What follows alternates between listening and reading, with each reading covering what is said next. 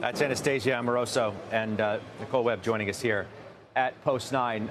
We still, as you can see on the right-hand side of your screen here, are awaiting former President Trump to emerge from the courtroom where he is currently being arraigned. 34 counts, we now know, related to the falsifying of business records.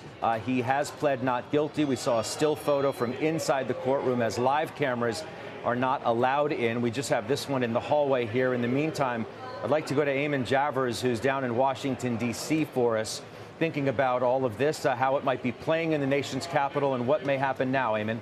Scott, well, we do have a little bit of additional information to bring you right now. We can tell you that all 34 counts here are felony counts. It was a little unclear in the initial reporting whether all of these were felony counts. We are now told from an NBC producer on site in the courtroom that that is the case. All are felony counts. So we'll wait and see as we're looking at these live images now from inside the courthouse when the former president is removed from that hearing room and makes his way back out to his motorcade to head back down to Florida. He's been in there for just over 45 minutes now. We were told initially that this process could be relatively quick, just a matter of minutes. So we would expect this maybe not to go even a full hour, but we'll wait and see.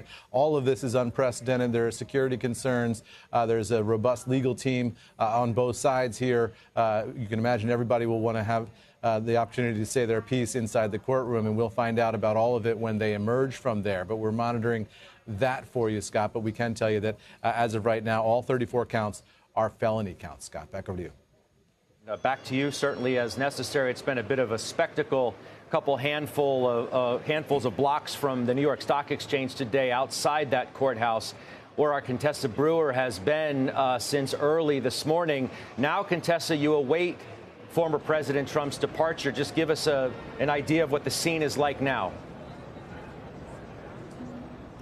You're talking about reporters and photographers from all around the world who've crammed into, as you said, just a couple city blocks. So you're dealing with that. And then, Scott, hundreds, maybe thousands of protesters. It's hard for me to judge from my vantage point how many people are actually out here, but they have filled the entire about a city square block across from the courthouse. Some Trump supporters, some who insist that the former president needs to be held accountable for the accusations that have been leveled against him. And then outside here, you're seeing an immense police presence. We have choppers overhead, barricades that are lining these sidewalks and blocking crosswalks and blocking off streets all around this courthouse. So what we anticipate is when the hearing is all said and done and the former president leaves the courthouse, he will come out a side entrance, get back into his convoy again. And his ultimate destination is, even though New York City has been his home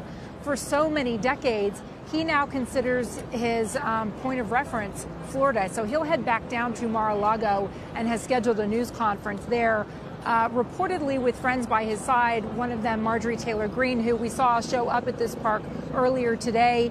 But it was such a crush that she came, she spoke a few words, and then she left, even though she had really been promoting that on social media. We also saw the Long Island Congressman George Santos here as well. And then for him to escape, he was actually scurrying through the shrubbery to get out of here. So again, you have a lot of people who've been here for hours waiting for any potential glimpse of the former president, though they didn't get it.